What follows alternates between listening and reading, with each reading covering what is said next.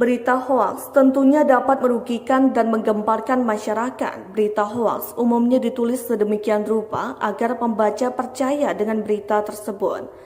Namun, lambat laun berita hoaks pastinya akan ketahuan. Di antaranya banyak hoaks yang beredar di Indonesia. Berikut ini 5 berita yang dinilai menggemparkan. 1. Babi ngepet. Berita tentang babi ngepet ini berawal dari Al yang disebut jadi salah satu tokoh masyarakat menyebarkan rumor adanya babi ngepet di Bedahan Sawangan, Depok. Rumor dan rekayasa isu babi ngepet ini ia lakukan dengan alasan perlu mencarikan solusi bagi warga yang mengeluh kehilangan uang 1 juta rupiah sampai 2 juta rupiah. Serangkaian rekayasa untuk mendukung cerita babi ngepet pun ia siapkan.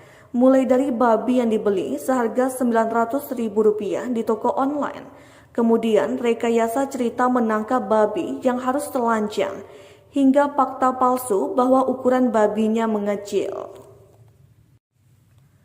2. Hoaks Ratna Sarumpait.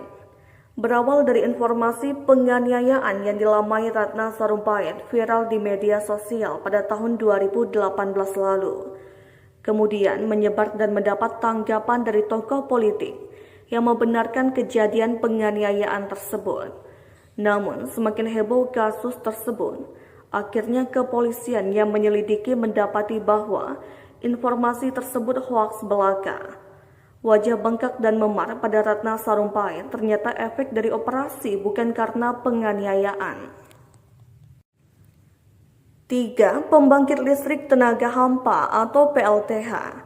Selamat Haryanto atau dikenal dengan sebutan Mbah Emping adalah seorang tukang servis di mana yang sempat menggemparkan berkat penemuannya, yaitu pembangkit listrik tenaga hampa atau PLTH.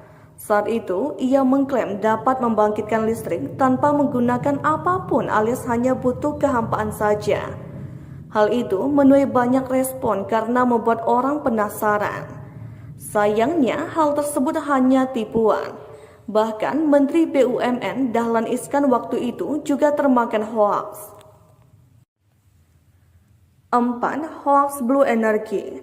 Serupa dengan kasus hoaks PLTH, Joko Suprapto melakukan penemuan bahan bakar dari air atau Blue Energy. Penemuannya tersebut bahkan yang sempat mendapatkan perhatian dari tim kepresidenan Susilo Bambang Yudhoyono. Ternyata penemuannya mengenai Blue Energy tidak seperti yang dibayangkan banyak orang. Joko Suprapto tidak membuat air menjadi bahan bakar, tapi hanya memanfaatkan air untuk menghemat bahan bakar minyak atau BBM. 5. Mahasiswa yang dianggap penerus Pak Habibie. Akhir tahun 2016 silam, seorang mahasiswa bernama Dwi Hartanto digadang-gadang menjadi penerus B.J. Habibie. Ia disebut memiliki 5 hak paten di bidang kedirgantaraan. Ia seakan-akan membuat kisah diaspora jenius Indonesia yang dihempaskan di negeri sendiri, tapi diakui di negeri orang lain. Sejak saat itulah namanya berseliweran dan dianggap penerus Habibie.